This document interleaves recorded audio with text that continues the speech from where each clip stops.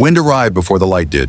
It moved across the frozen yard without sound, lifting powder from the drifts and setting it down again as if measuring the ground. Inside the house, the stove ticked as it cooled between feedings, metal contracting in small private clicks. She stood at the window long enough for the glass to fog where her breath touched it, then wiped the circle clear with the sleeve of her sweater. Somewhere beyond the tree line, a road waited, buried and patient. They had told her to leave before morning, not as a threat, as advice, the kind that pretends to be gentle because it knows it will be ignored.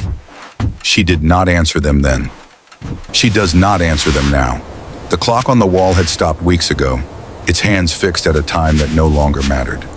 She measured the night by other things, the depth of cold in her joints, the sound of the fire when it needed more wood, the way the building shifted when the wind pressed against it.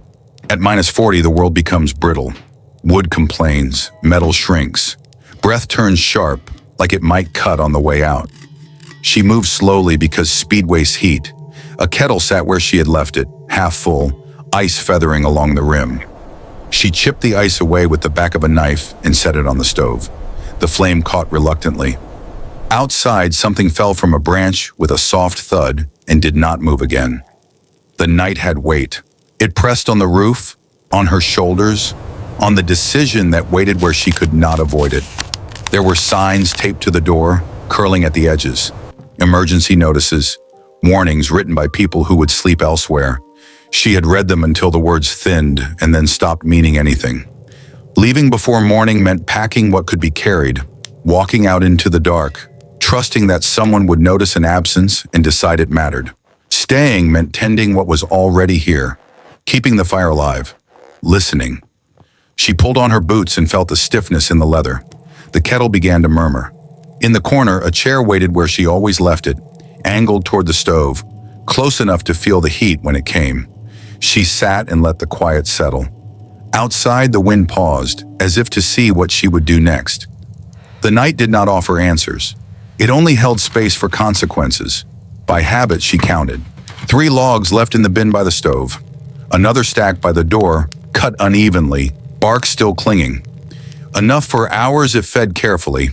Not enough if the cold deepened the way it sometimes did, without warning, dragging the temperature down another 10 degrees as if testing resolve. She poured hot water into a chipped mug and waited for her hands to stop shaking before lifting it. Steam rose, then vanished. Even warmth had a short life here. Her routine was quiet and precise. She checked the seams of the windows with the flat of her palm, feeling for the smallest leak. She stuffed a rag into a gap beneath the door where the wind liked to speak. She laid out clothes for later, one layer at a time, so she would not have to think when her fingers went numb. These were not acts of bravery. They were maintenance, the kind of care that does not announce itself but accumulates meaning through repetition. They had come in a truck 2 days ago, engines running, breath visible as they spoke. They did not step inside. They looked at the house the way people look at a problem they cannot solve, already turning away. Roads would close, they said. Power would not be restored. No one would come back until the weather broke. Leave before morning. She nodded then, because nodding costs less than arguing. After they left, the sound of the truck faded quickly, swallowed by snow. There were reasons she could name for staying, and reasons she could not. Some were practical. Some were stitched so deep into her days that removing them would tear something vital.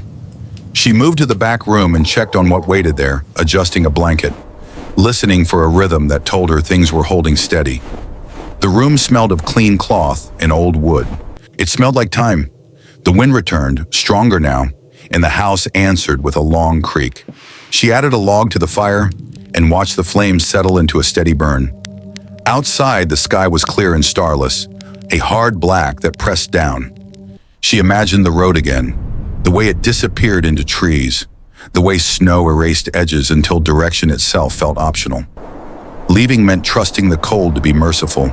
Staying meant trusting herself not to be careless. She sat back in the chair and closed her eyes, counting the spaces between sounds. In places like this, attention is not a luxury, it is a form of shelter. Anyone who has kept watch through a winter understands that you learn to listen differently, not for what is loud, but for what changes. Tonight, everything felt the same. That sameness was its own warning. Sometime after midnight, the stove changed its voice. It was a small thing, a hitch in the steady breathing of fire, but it pulled her upright. She fed it another log and adjusted the damper, watching the flame lean and then recover. The cold outside had thickened. She could feel it pressing through the walls now, a patient force that did not hurry. At these temperatures, mistakes do not announce themselves until they have already grown. She wrapped her scarf tighter and went outside for a moment, just long enough to listen. The air seized her lungs, snow squeaked underfoot, the sound sharp and dry. The sky had taken on a faint green edge near the horizon, a promise of light that was still hours away. She did not go far. She never did. Even a short distance can become too much when the cold decides it is done waiting. Back inside, she checked the back room again. Adjusted, counted. The work required focus, and focus pushed away the questions she had been circling all night.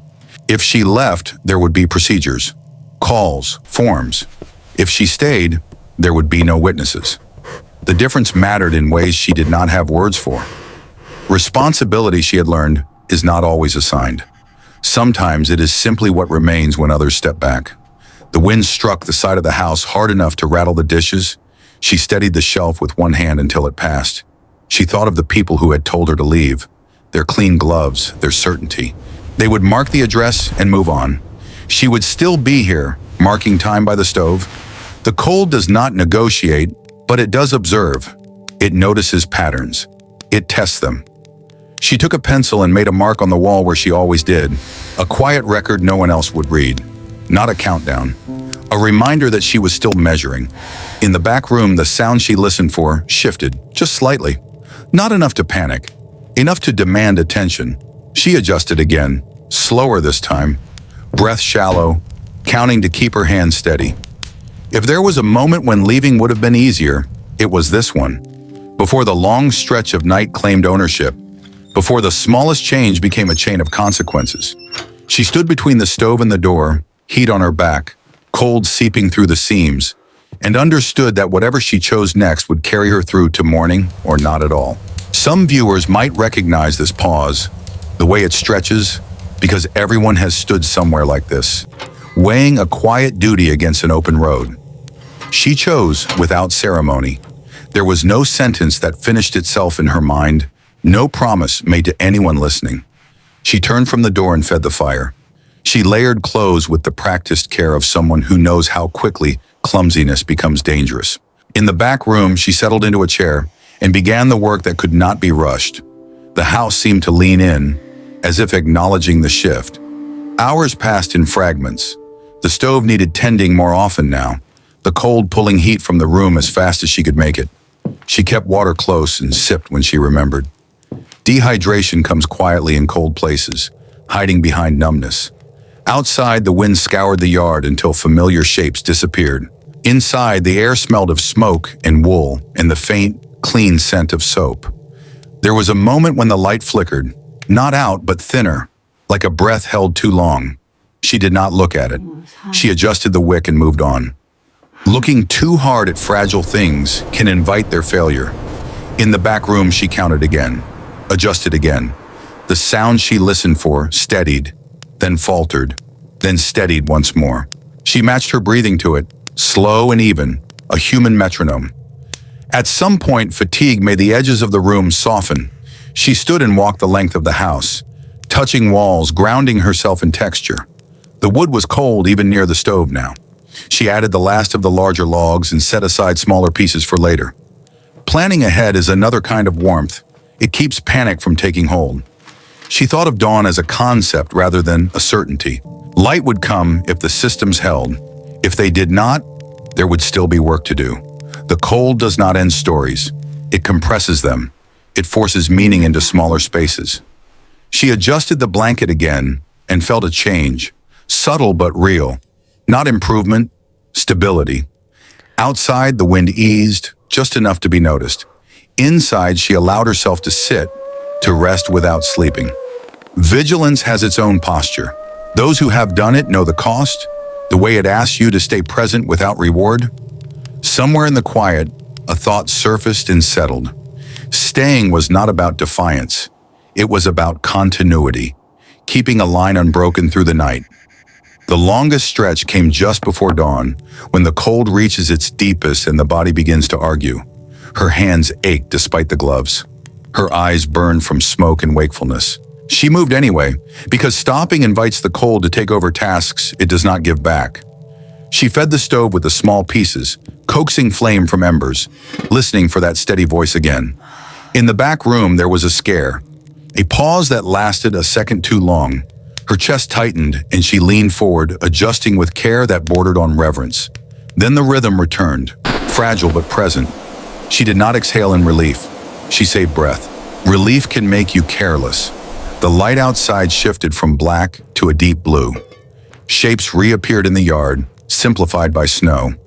The wind had left drifts in new places, blocking the path she would have taken if she had left. She noticed this without judgment. Roads close. Responsibilities do not. She made another mark on the wall. The pencil felt heavy. She thought of mornings like this 1 year ago, of routines learned and relearned, of the way care becomes invisible when it is done well. No one would see this night. There would be no report that captured the small decisions, the way each one leaned toward the next. Still, the work mattered. It always does, even when it goes unrecorded. Her body asked for rest, and she gave it in pieces, sitting when she could, standing when she must. She kept her attention narrow, focused on the immediate. This is how people survive long nights, by shrinking the world to what can be managed. Somewhere beyond the house, the temperature began to inch upward, a change too small to feel, but enough to matter. When the light finally touched the window, it was pale and indifferent. She stood and looked out, not searching for rescue, just confirming the day. In the back room, the rhythm held. She adjusted once more and wrapped the blanket tighter. There would be more hours of work, there always are. But the night had been crossed. For those who watch quietly, this is often the moment that stays with them, the one they replay later, measuring their own thresholds against hers. Morning did not bring warmth, it brought clarity. The stove needed feeding again. The water had to be chipped free. Outside, the world looked as if it had always been this way, cold and complete. She moved through the house with the economy of someone who knows what must be done next. In the back room, she checked, adjusted, listened. The rhythm was there, thin but stubborn. She thought briefly of the people who had told her to leave, of the way concern can coexist with distance. She did not feel anger, she felt alignment. They had done what their roles allowed, she had done the same. Care takes many forms, and not all of them are visible from the road. The light strengthened, and with it came a sense of continuation rather than conclusion. This was not an ending, it was a passing point. She would keep watch through the day, rationing wood, measuring strength, waiting for the weather to loosen its grip. If help came later, it would find a place already held together by attention. She sat by the window again and watched the wind return in smaller gestures, lifting snow and setting it down. The house creaked, familiar now, a language she understood. In the back room, the quiet work continued. She allowed herself a moment to feel the weight of what she had chosen, not as a burden, but as a fact. Responsibility, she knew, is rarely dramatic. It is steady. For those who carry their own versions of this night, there is something here to recognize. The way staying can look like stubbornness from the outside and like care from within. The way leaving is sometimes the right answer and sometimes not. She did not judge either path. She simply remained where she was needed. As the day settled in, she made one last mark on the wall and put the pencil away. The cold would still be here tomorrow, so would the work. She pulled her chair closer to the stove and listened, letting the sound anchor her. Some people measure life by milestones. Others measure it by the nights they chose not to abandon.